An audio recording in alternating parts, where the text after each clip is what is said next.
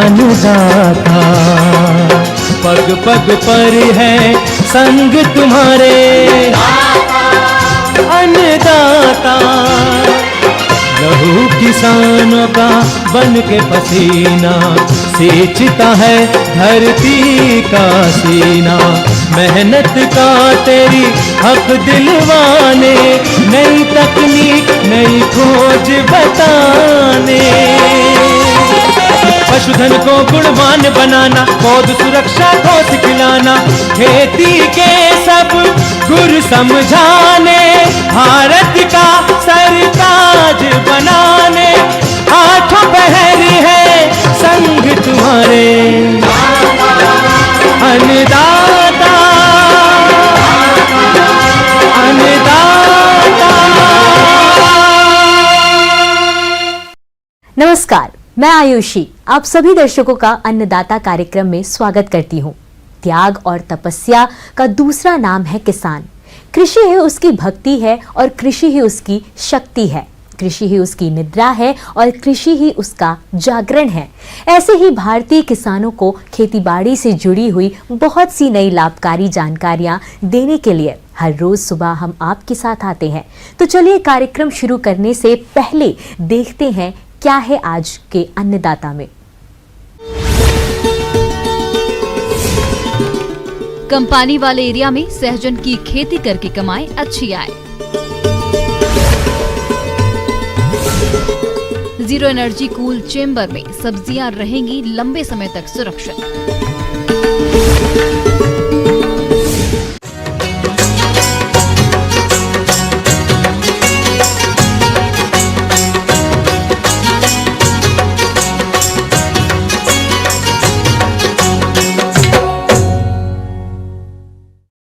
सहजन एक बहुउपयोगी पौधा है। इसे कम लागत में बंजर और बेकार पड़ी भूमि में उगाकर किसान अच्छी आय कमा सकते हैं। इसकी खासियत ये है कि इसकी एक बार बुआई के बाद कई सालों तक उत्पादन मिलता है। इन सभी लाभों को देखते हुए आप भी सहजन की खेती करना चाहते हैं तो कैसे करें इसकी उन्नत खेती, इस बारे में जानते हैं बागवानी विशेषज्ञ डॉक्टर AM अंसारी से। आज मैं आपसे चर्चा करने जा रहा हूँ सहजन के बारे में। मोरिंगा सहजन, इसको कहीं पे सूटी, कहीं पे ड्रम स्टिक, कहीं पे कुछ और नाम से लोग जानते हैं। किसान भाइयों, आप सभी जानते हैं कि एक बहुत ही महत्वपूर्ण सब्जी है। इसका फली जो है उसको सब्जी के रूप में इस्तेमाल किया जाता है। इसके फूल को भी सब्जी के रूप में इस्तेमाल किया जाता है। इसके नन्हे नन्हे जो कोमल पत्ते होते हैं उसको भी सब्जी के रूप में इस्तेमाल किया जाता है। इसके अलावे अगर हम बात करें तो ये एक बहुत ही औषधीय गुण वाला पौधा है, सब्जी है। इसके फूल, पत्ते, फल, छाल सभी चीज औषधीय के रूप में इस्तेमाल होता है। सहजन एक पुरानी फसल है जिसकी खेती किसान भूल ही गए थे, लेकिन अब औषधि क्षेत्र और लोगों के बीच इसकी मांग बड़ी तेजी से बढ़ रही है। सहजन औषधीय गुणों से भरपूर है। सहजन में 300 से अधिक रोगों की रोकथाम के गुण होते हैं। इसमें 92 तरह के मल्टीविटामिन, 46 तरह के एंटीऑक्सीडेंट, 36 तरह के दर्द निवारक और 18 तरह के एमिनो एसिड मिलते हैं। कुपोषण और एनीमिया रोग में सहजन फायदेमंद होता है और यह एक ब्लड प्रेशर को कंट्रोल करने की बहुत ही अच्छी दवा है। अब इसके लिए है कि अगर कुछ किस्में अब ऐसी विकसित हो गई है, जैसे इसमें 12 मासी प्रभेद भी उपलब्ध किए हैं। इसके अलावा ब्रोहित 1 है, कोयम्बटूर 2 है, PKM 1, PKM 2 है। इसके अलावा और अलग अलग क्षेत्रों में बहुत सारे स्थानीय किस्में हैं जिसका आप चयन कर सकते हैं और उसकी खेती कर सकते हैं। सहजन की खेती सभी प्रकार की मिट्टियों में की जा सकती है। यहाँ तक कि बेकार, बंजर और कम उर्वरा शक्ति वाली भूमि में भी इसकी खेती की जा सकती है। परंतु व्यावसायिक खेती के लिए साल में 2 बार फल देने वाले सहजन के लिए 6 से 7.5 pH मान वाली बलुई दोमट मिट्टी बेहतर पाई गई है। 1 हेक्टेयर में खेती करने के लिए 500 ग्राम बीज पर्याप्त है। साल में 2 बार फलन के लिए बीज से प्रवर्धन करना अच्छा होता है। बीज को सीधे तैयार गड्ढों में या फिर पॉलीथीन बैग में तैयार कर गड्ढों में लगाया जा सकता है। पॉलीथीन बैग में पौधे 1 महीने में लगाने योग्य तैयार हो जाते हैं। ये बीज मंगाएंगे तो छोटे छोटे हल्के बीज इसके आते हैं। तो इन बीजों को आप क्या करेंगे, पहले रात भर पानी में इसको डाल के भिगो देंगे। उसके बाद सुबह में इसके ऊपर जो छिलका होता है उसे हटा देंगे और अंदर जो इसका दाना होता है, गुठली होता है, छोटे छोटे बीज होते हैं, उसकी आप बुआई करेंगे। या तो आप नर्सरी में इसकी बुआई करें या सीधी बुआई कर सकते हैं। देखिए, लगाने का आमतौर पर जाड़े को छोड़ के किसी भी मौसम में आप इसकी बुआई कर सकते हैं। अगर आप बरसात के मौसम में इसकी बुआई करते हैं, सिंचाई का साधन नहीं है, तो ऐसे जमीन पे करें जो बलुआही दोमट किस्म का हो और जल निकासी के साधन हो। अगर जल जमा होगा तो जो नए पौधे लगाएंगे या इसकी कटिंग लगाएंगे, टहनियों को आप लगाएंगे तो ये खराब हो जाएगा। जल धारण नहीं सहता है, जल जमाव को बर्दाश्त नहीं करता है। अगर आप बड़े पैमाने पे खेती के तौर पे लगाना चाहते हैं तो दूरी क्या होनी चाहिए, कतार से कतार 3 मीटर दूरी होनी चाहिए, पौधे से पौधे 3 मीटर दूरी होनी चाहिए। आप 60 से 90 सेंटीमीटर की तक के, 60 से 70 सेंटीमीटर 80 सेंटीमीटर की लंबाई चौड़ाई और गहराई का पीट बनाएंगे, गड्ढा खोदेंगे, उसमें समुचित मात्रा में कंपोस्ट डालेंगे, राख डालेंगे। अगर आपके पास करंज की खली है तो आधे केजी प्रति गड्ढा के हिसाब से करंज की खली भी डाल सकते हैं। साथ ही साथ हमको ये बताते चले कि प्रति हेक्टेयर की अगर हम बात करें तो 50 केजी नाइट्रोजन, 50 केजी फास्फोरस और 50 केजी पोटास की आवश्यकता होती है। यानी प्रति गड्ढा 50-50 ग्राम अगर हम डाल देते हैं डीएपी और 50 ग्राम पोटास तो आपके लिए ये सफिशियंट होगा। अब अगर तेज हवाएं चल रही हो, इसका अंदेशा है, तो आप लकड़ी का सहारा देके इसको जो एच शेप देते हैं, 2 लकड़ी दोनों साइड बांध दे, बीच में एक और लकड़ी बांधे और इसको सहारा देके आप इसको खड़ा कर सकते हैं। इस तरह से आप बुआई कर सकते हैं। और जब पौध लगभग 75 सेंटीमीटर का हो जाए तो पौध के ऊपरी भाग की खोटनी कर दें। इससे बगल से शाखाओं को निकलने में आसानी होगी।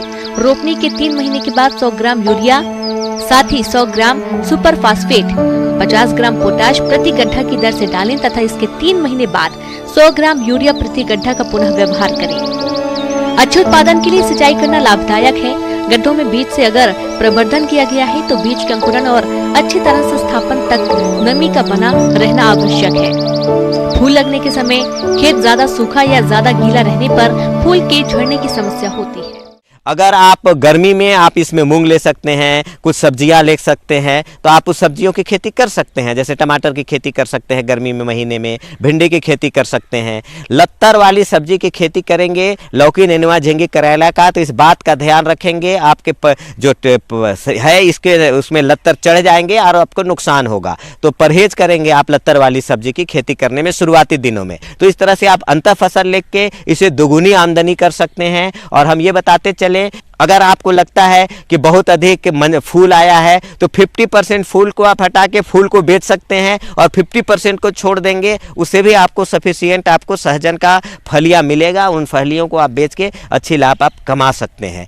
तो इस तरह से हम देखें तो ये एक बहुत ही लाभकारी सब्जी है। बाजार में इसका बहुत अधिक मूल्य होता है। अगर इसका आगात फसल आप ले पाते हैं, ऑफ सीजन लेते हैं, तो इसमें आप 80 रुपये 100 रुपये प्रति केजी के दर से इसकी फलियों को आप बेच पाते हैं। चलिए अब रुख करते हैं अगली कड़ी की ओर।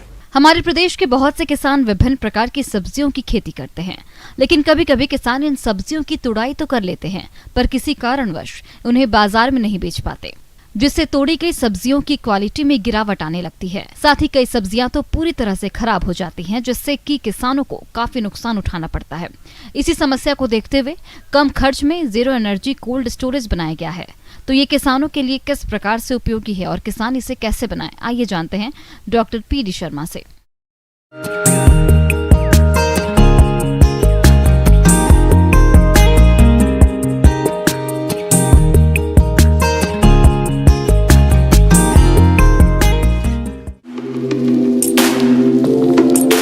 जीरो एनर्जी कूल चैम्बर यानी शून्य ऊर्जा प्रशीतन प्रकोष्ठ बनाने के लिए साधारण वस्तुएं जैसे ईंट, बालू, बांस, खसखस या पुआल, जूट के बोरों की सहायता से इसे बनाया जा सकता है। इस प्रशीतन प्रकोष्ठ में पत्तेदार सब्जियों को 3 से 12 दिन तक, आलू को 17 दिन तक, आम को 8 दिन तक, संतरे का 50 से 60 दिन तक तथा नींबुओं को लंबे समय तक ताज़ा तथा ठीक दशा में रखा जा सकता है। इस विधि से सब्जियों और फलों को बाजार में ज्यादा समय तक उपलब्ध कराया जा सकता है। शून्य ऊर्जा शीत कक्ष है, जीरो एनर्जी कूल चैम्बर। तो इसमें एक्चुअली गांव घर का हम फ्रिज भी इसको कह सकते हैं। तो ये जो हम लोगों ने बनाया है ये छोटी साइज़ में बनाया है, जो कि खुली जगह में होना चाहिए। और जैसे कि गृहिणियाँ जो है गांव घर में इसको आंगन में या जहाँ पर खुला हुआ है सूर्य का प्रकाश पर्याप्त मात्रा में मिलना चाहिए। तो इसको बनाने की बहुत मतलब विधि जो है बहुत ही सरल है। इसमें क्या है, ईंटों की दीवार है, जैसे आप देख पा रहे हैं यहाँ पर कि ईंटों की दीवार के बीच में इसका गैप इतना रखा जाता है और इसके बीच में जो है आपका रेत भर दी जाती है और इस रेत को लगातार गीला रखा जाता है। निर्माण की विधि। भंडारण कक्ष को पानी के स्रोत के पास किसी ऊंचे स्थान का चयन करें। इसके लिए 165 सेंटीमीटर गुना 115 सेंटीमीटर आकार का ईंटों का फर्श बनाएं।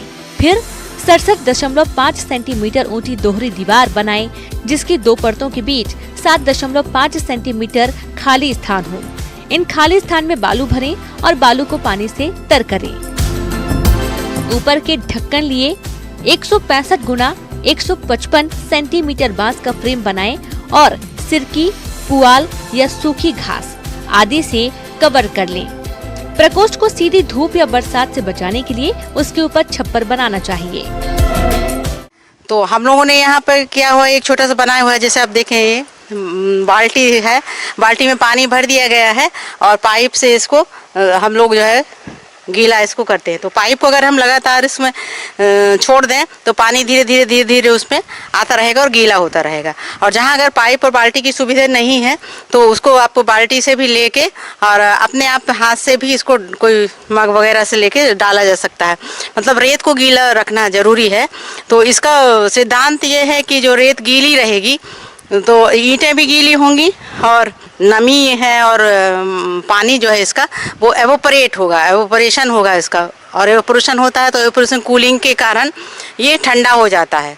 तो अगर बाहर का तापमान 40 डिग्री सेल्सियस है तो यहाँ पर आपका जो है आपका 30 रहेगा या 30 से भी और कम रहेगा। अधिकतर हम लोगों ने जो पाया है कि वो 12 डिग्री सेल्सियस या 15 डिग्री सेल्सियस अंदर का तापमान कम रहता है। तो इसमें जो है सब्जियाँ जो छोटा हम लोगों ने बनाया है इसमें हम कोई सब्जियां रख सकते हैं।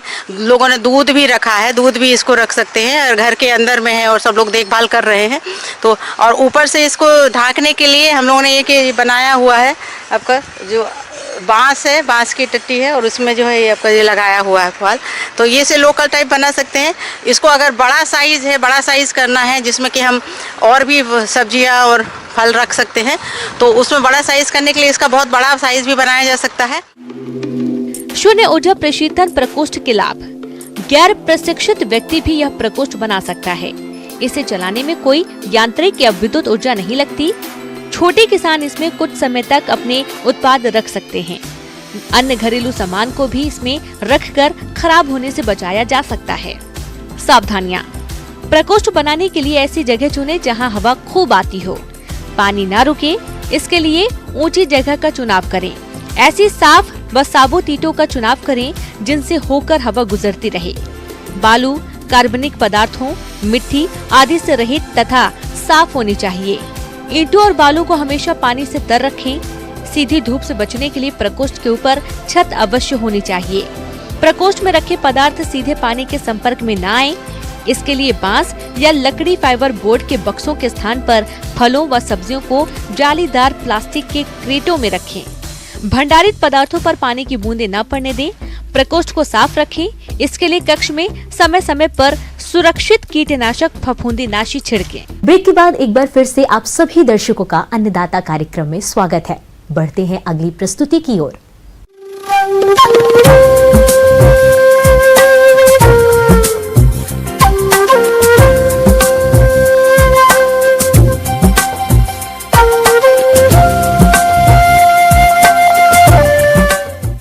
मौसम के अनुसार प्रबंधनों पर ही टिकी है आपकी खेती बाड़ी। इसलिए मौसम पूर्वानुमान और उस पर आधारित साप्ताहिक कृषि सलाह इस प्रकार है।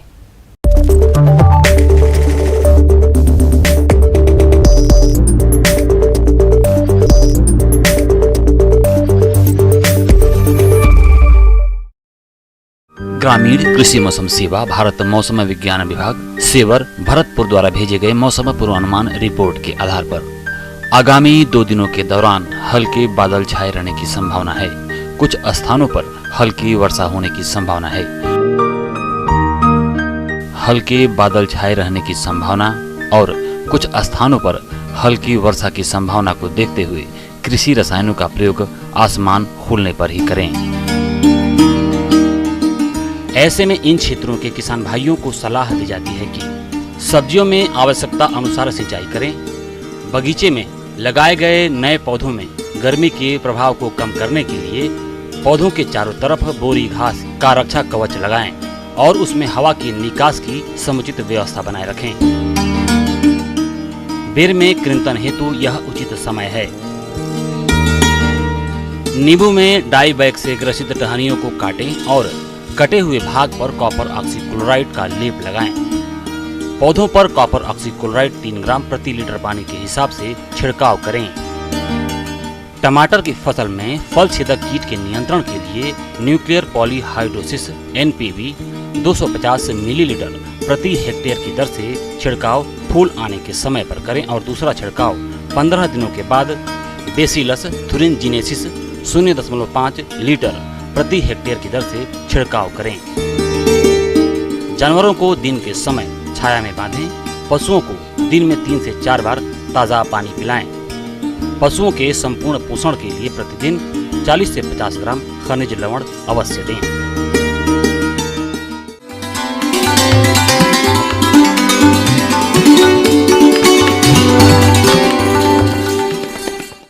अन्नदाता हेल्पलाइन निशुल्क फोन संपर्क सेवा के माध्यम से आपके द्वारा पूछी गई समस्याओं में से 1 या 2 महत्वपूर्ण समस्याओं को हम अपने कार्यक्रम में शामिल करते हैं। इसी के तहत आज की चयनित समस्या और उसका जवाब इस प्रकार है। अन्नदाता निशुल्क फोन संपर्क सेवा के माध्यम से पूछे गए प्रश्नों में से आज हमने जिस प्रश्न को कार्यक्रम में शामिल किया है उसे पूछा है ग्राम नाहरडी, जिला झालावाड़ के कृषक गिरधारी सिंह ने। यह उर्वरकों की शुद्धता की जांच पर जानकारी चाहते हैं। तो गिरधारी सिंह जी, आपकी जानकारी के लिए प्रस्तुत है कार्यक्रम का ये अंश।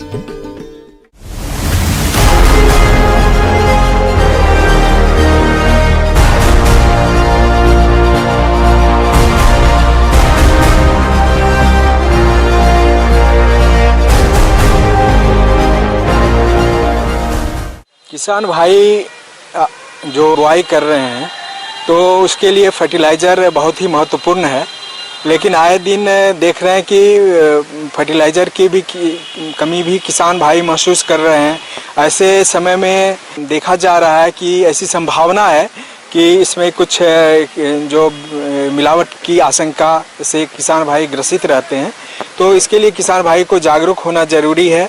साथ ही साथ उनके पहचान ज़रूरी है कि कौन सा उर्वरक नकली है, कौन सा असली है, इसकी पहचान ज़रूरी है। तो जो जहाँ तक उर्वरक की शुद्धता की बात है, इसमें जो प्रमुख उर्वरक है जैसे urea, DAP, muriate of potash, zinc sulphate वगैरह में आशंका रहती है कि मिलावट की। तो जहाँ तक यूरिया की बात है तो यूरिया के दाने सफ़ेद होते हैं एवं गोल होते हैं, तो और इसमें किसी प्रकार की बाहरी पदार्थों का मिलावट नहीं रहता है।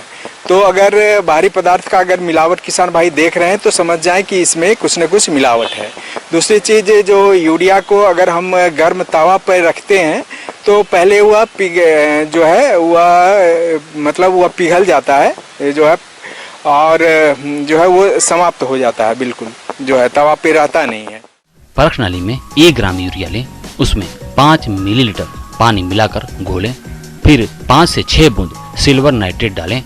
यदि सफेद अवक्षेप आता है तो उर्वरक में मिलावट समझें। यदि अवक्षेप नहीं बनता है तो यूरिया असली है। इसके अलावा 1 ग्राम यूरिया सूखी परख नाली में लेकर गर्म करें। यदि दाने पिघल जाते हैं तो यूरिया शुद्ध है, किंतु यदि बिना पिघले हुए पदार्थ बचता है तो उसमें मिलावट है। जहाँ तक DAP की बात है तो DAP के दाने गोल नहीं होते हैं।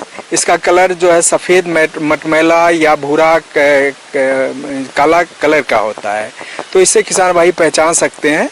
दूसरी चीज़, जो DAP के दाने होते हैं उसको अगर हम लोग फर्श पे रख करके और जूते से जब रगड़ते हैं तो उसमें करकराहट की आवाज़ आती है। दूसरा पहचान यह है कि जो DAP के दाने को अगर हम बुझे हुए चूने के साथ मिलाते हैं या चूने के साथ उसको रगड़ते हैं तो उसमें जो अमोनिया होती है उसकी तीखी गंध जो है महसूस होती है। तो इस प्रकार किसान भाई पहचान सकते हैं कि जो है जो डीएपी को जो इसमें मिलावट है कि नहीं।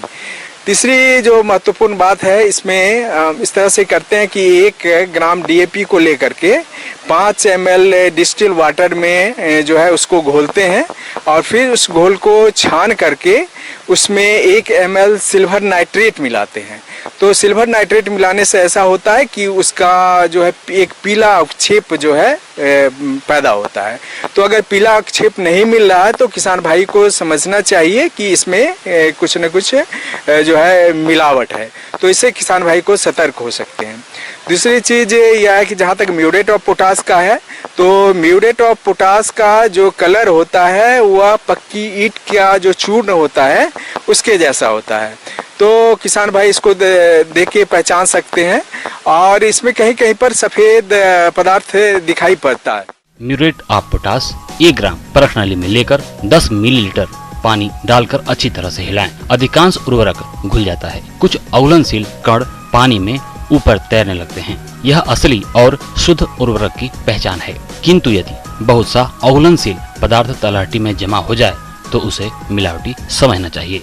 जहाँ तक जिंक सल्फेट का बात है वो 21% और 33% में आता है। तो इसके में भी संभावना रहती है मिलावट को। तो इसको देखते हुए हम क्या करते हैं इसके पहचान के लिए जो इसमें हम 1 चम्मच ये लेते हैं जिंक सल्फेट और 1 चम्मच डीएपी लेते हैं। दोनों को 50 ml पानी में अलग अलग जो है ग्लास में देखिए उसको घुलाते हैं और घोल कर तो आप फिर आपस में मिला देते हैं। तो देखते हैं कि वह सारा का सारा लगभग घुल जाता है। तो उसके लिए हम लोग क्या करते हैं कि 2 चम्मच जो है इसका जिंक सल्फेट का जो मिक्सचर होता है उसका लेते हैं और उसमें उसको फिर 2 चम्मच ये ले लेते हैं जो बेकिंग सोडा होता है, खाबर सोडा। तो दोनों को मिला करके और फिर जो है अगर उसका जब मिलाते हैं तो उसमें एक जो दूध होता है उसका जो झाग निकलता है उस टाइप का उसको घोल निकालने से झाग पैदा हो जाता है। तो इस प्रकार किसान भाई पहचान सकते हैं कि जो है हम लोग जो उर्वरक जो विभिन्न उर्वरक बाजार में उपलब्ध है उसकी शुद्धता की जांच कर सकते हैं।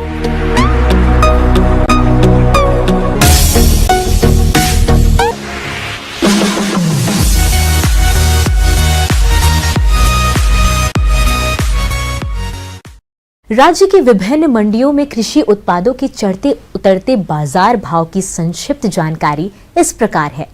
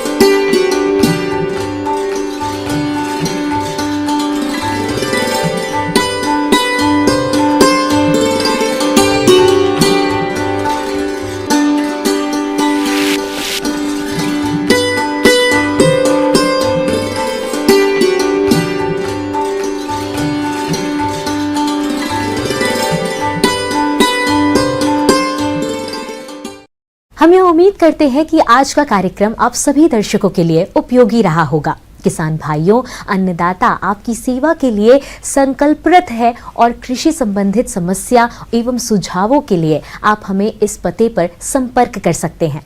प्रोड्यूसर अन्नदाता, news 18 Rajasthan, Ramoji film city, Hyderabad 501512। साथ ही आप हमें ईमेल भी कर सकते हैं। हमारा ईमेल है p18annadatarajasthan@nw18.com।